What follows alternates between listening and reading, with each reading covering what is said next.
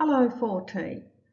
So this page in your maths book is quite a difficult page, page 54.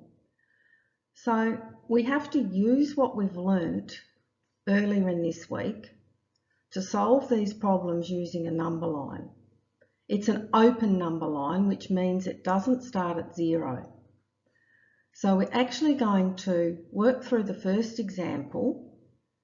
You may know the answer to this, you may know how to work it out another way, but you need to understand how you can use partitioning or splitting numbers up to solve this on a number line, because you can use this strategy mentally as well and do it in your head.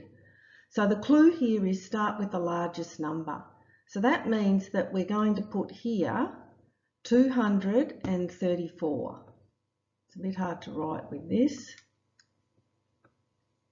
Then we have to add 75.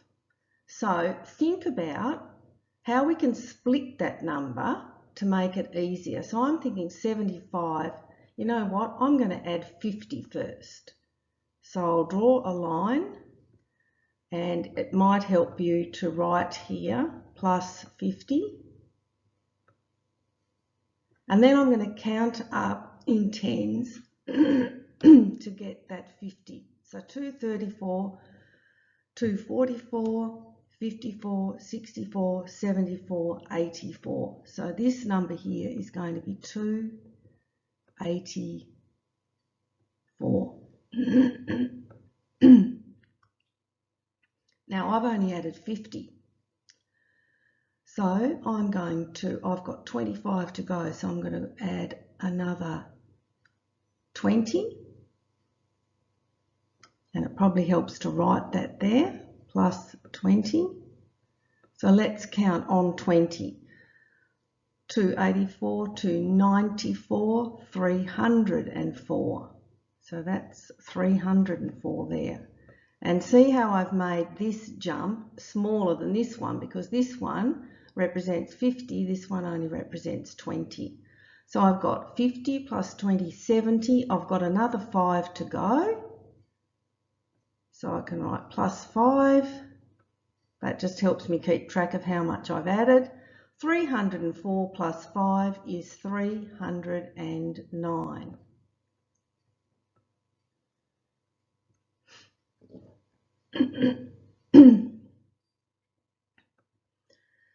Now we'll go down to this one here. Remember the clue was start with the largest number. So 167 plus 242. 242 is bigger, so I'm going to start with that. 242. Okay. Plus 167. Well, it's easy to add 100 to that number. I've only got to change the 100. So I'll make quite a big jump, and I'll go plus 100. So 242, 342.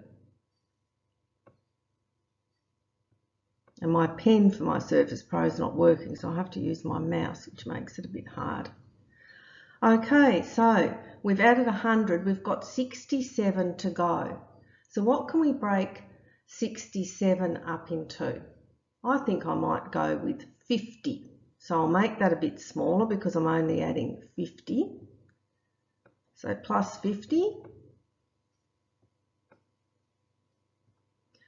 So let's count on, starting at 342, 352, 362, 372, 382, 392. And you know you can add just the 5 tens onto that and you'll get that number. Okay, so we've added 150. We've got 167, so I'm going to add 10 for the next one. 392, that'll be 402. So I've added 100, 150, 160. I've got 7 to go. So this little jump here is going to be plus 7. And I know that that is 409. Oops,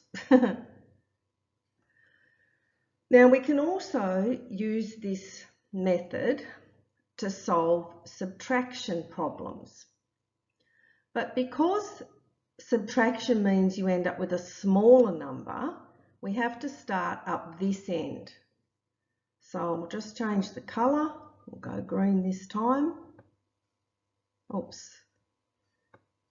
So here is going to be 256 because we know with subtraction we're going to get a smaller number. So it's 256, take away 43. Now you could take away tens if you wanted to, but I'm going to take away 40 because I think I can manage to do that.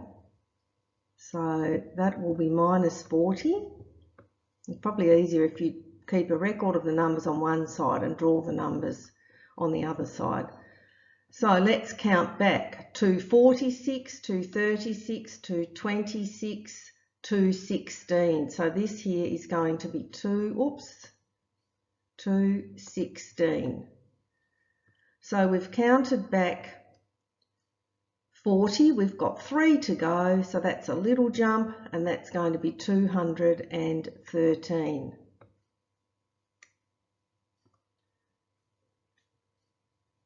Okay, so with this C, you're going to have to start up here with 391. You're going to jump back by 100, which will be 291. And I'm not going to finish this one off because then you have to look at this number here and think you've taken 100 off, you've got 67, so you could take away 50, then 10, then 7. Okay, take your time doing this. Keep your page neat because that will help. I hope it is a lot neater than mine. Okay.